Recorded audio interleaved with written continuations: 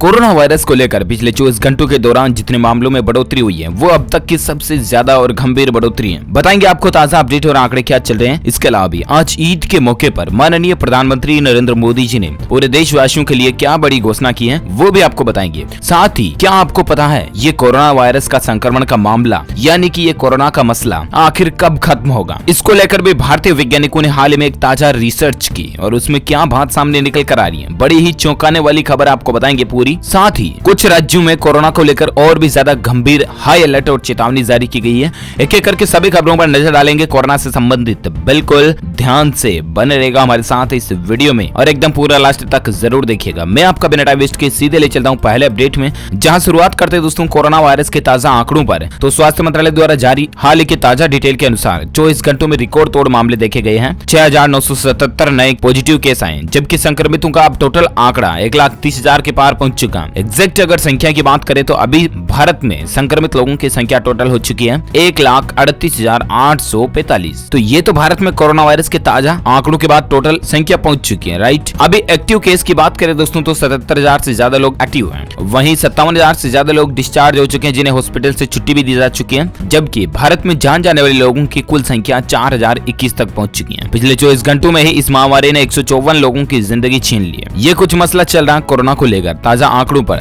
इसके अलावा आपको पता होगा कि आज से देश भर में कई राज्यों में घरेलू हवाई सेवा की उड़ान की शुरुआत भी होने जा रही है। देश में अन्य राज्यों की तरफ से सहमति के साथ ही महाराष्ट्र, छत्तीसगढ़, बंगाल और आंध्र प्रदेश ने भी घरेलू उड़ान सेवा को लेकर अनिच्छा व्यक्त की थी, लेकिन हालांकि महाराष्ट्र अब सेवा के लिए तैयार हो गया। वहीं पश्चिम बंगाल और आंध्र प्रदेश फिलहाल भी तैयार नहीं है। विमान सेवाओं की शुरुआत को लेकर नागरिक उड्डयन मंत्री हरदीप सिंह पुरी ने कहा कि पश्चिम बंगाल में घरेलू उड़ान सेवा 28 मई से शुरू होगी, वहीं आंध्र प्रदेश में 26 मई से शुरू होगी, बाकी राज्यों में आज से शुरू होने जा रही है, आपको पता है। चलिए अब नजर डालते हैं दोस्तों अगली खबर पर, जहां बड़ा अपडेट आप देख पाएंगे ईद 2020 को लेकर। ईद की मुबारकबाद देकर बोले प्रधानमंत्री मोदी, सभी लोग रहें स्वस्थ, बढ़ाएं भाईचारा। जहां माननीय प्रधानमंत्री नरेंद्र मोदी ने देश भर में मनाए जा रहे ईद उल फितर त्योहार की बधाई दी है। पीएम मोदी ने ईद की मुबारकबाद देते हुए सभी लोगों के स्वस्थ रहने की कामना की है। ईद उल फितर का चांद देश के विभिन्न हिस्सों में रविवार 24 मई को नजर आया और उसके बाद सोमवार आज 25 मई को ईद का त्योहार मनाया जा रहा है। पीएम मोदी जी ने ट्वीट किया कि ईद मुबारक, ईद उल फितर की बधाई। इस विशेष अवसर पर कोरोना, भाईचारे और सद्भावना की सोच को आगे बढ़ाएं, सभी लोग स्वस्थ और समृद्ध रहें। इससे पहले राष्ट्रपति और उपराष्ट्रपति ने भी देशवासियों को ईद की बधाई दी। राष्ट्रपति कोविंद नाथ ने अपने संदेश में लोगों से कहा कि सामाजिक दूरी के नियम का पालन करने का संकल्प लें और कोरोना वायरस की चुनौती से जल्द पार पाने और सुरक्षित रहने के लिए अन्य सभी एहतियात को बरतें। बाकी ग्रीटिंग ऑन ईद उल फितर हमारी तरफ से भी, DLS न्यूज टीम की तरफ से भी आप सभी भाइयों बहनों दोस्तों मित्रों को ईद की हार्दिक शुभकामनाएं, ईद मुबारक। चलिए बात करें अगली अपडेट में, जहां बड़ी खबर देख पा रहे हैं कोरोना वायरस से प्रभावित टॉप 10 देशों में अब भारत भी शामिल हो चुका। आखिर अपने देश की स्थिति क्या, आइए आपको बता दें कुछ आंकड़ों से रिसर्च और एनालिसिस। जी हाँ, देश में दिन पर दिन संक्रमित मरीजों की संख्या में बढ़ोतरी हो रही है, राइट। और इसका नतीजा यह है कि कोरोना वायरस से प्रभावित टॉप 10 देशों की लिस्ट में अब भारत भी शामिल हो गया। आज संक्रमित मरीजों की संख्या 1,38,845 पहुंच गई। देश में पिछले 24 घंटों में 6,977 नए मामले भी आए, जो लगातार चौथे दिन भारत में सबसे ज्यादा बढ़ोतरी के आंकड़े हैं। अब भारत की स्थिति क्या,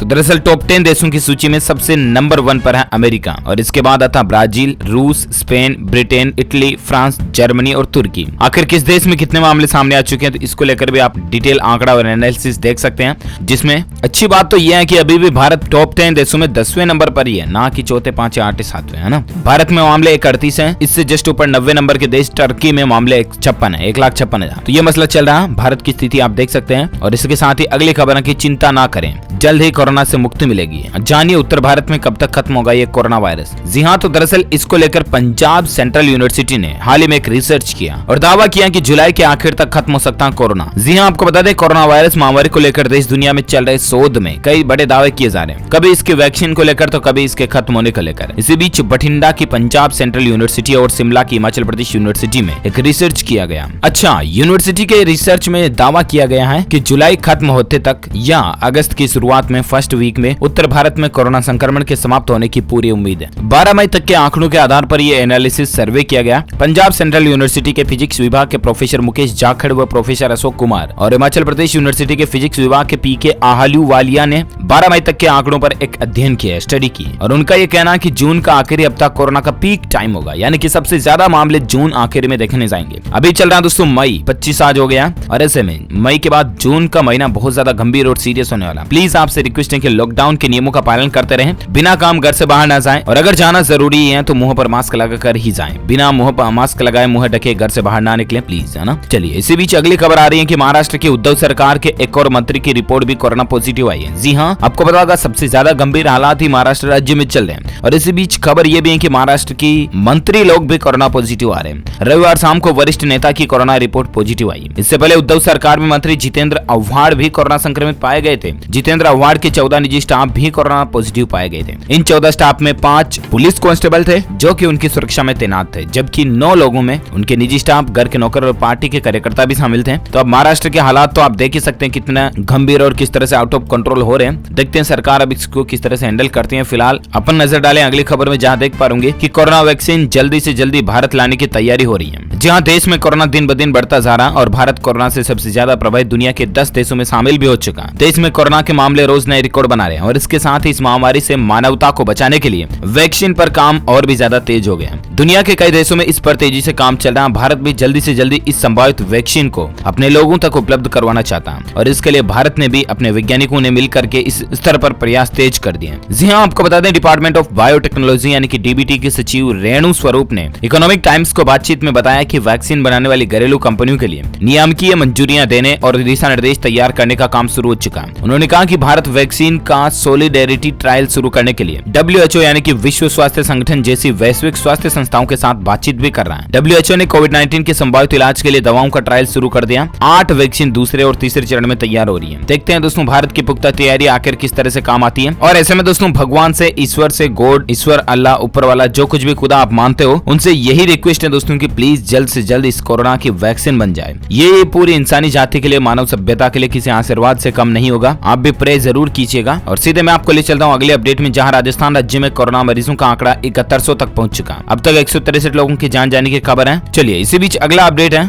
कि कोरोना वायरस का पेट्रोल पंप पर संक्रमण का खतरा ज्यादा है। जी हाँ दोस्तों, कोरोना वायरस संक्रमण के मामले दुनिया भर में बढ़ रहे हैं। सार्वजनिक जगहों पर लोगों के जाम होने पर रोक है, लेकिन पेट्रोल पंप खुले हैं। और अब ऐसे में दावे सामने आ रहे हैं कि जिनमें कहा जा रहा है कि पेट्रोल पंप पर वायरस कई दिनों तक मौजूद रह सकता है। दरअसल यूनिवर्सिटी कॉलेज लंदन के वायरोलॉजिस्ट डॉक्टर जॉय ग्रोव के मुताबिक किसी धातु या प्लास्टिक से बनी सतह पर वायरस कई दिनों तक जिंदा रह सकता है। और इसी बीच ब्रिटेन के प्रधानमंत्री बोरिस जॉनसन के सहायक डोमिनिक कमिंग्स पर लॉकडाउन के दौरान लंदन से दरहम की 2 तरफा यात्रा करने का आरोप भी है। और कहा जा रहा है कि ये भी सवाल उठ रहे हैं कि क्या वो इस यात्रा के दौरान किसी सर्विस स्टेशन पर रुके हैं। तो ये कुछ मसला चल रहा है। पेट्रोल पंप जाए तो किन्हीं चीजों को छुए नहीं, खुद को सैनिटाइज रखें और मास्क वगैरह का इस्तेमाल जरूर करें, है ना। चलिए अगली खबर आ रही है कि कोरोना संकट की वजह से टाटा ग्रुप में पहली बार सैलरी में कटौती देखी गई है। कई कंपनियों का टॉप मैनेजमेंट वेतन में 20% त्याग को लेकर तैयार है। दरअसल कोरोना संकट के चलते टाटा ग्रुप के इतिहास में ये पहला मौका जब टाटा सन्स के चेयरमैन और समूह के सभी कंपनियों के CEO ने सैलरी में 20% कटौती करने का फैसला किया। कोरोना संकट से कारोबार पर पड़े असर से निपटने के लिए टाटा समूह लागत में कमी की नीति अपना रहा और इसके तहत ही समूह की सभी कंपनियों के CEO 20% कम सैलरी लेने को भी तैयार हुए। एक आंतरिक सूत्र ने कहा कि यह कदम इसलिए उठाया जा रहा है कि टाटा ग्रुप के कर्मचारी प्रोत्साहित हो और संगठन को मजबूती मिले।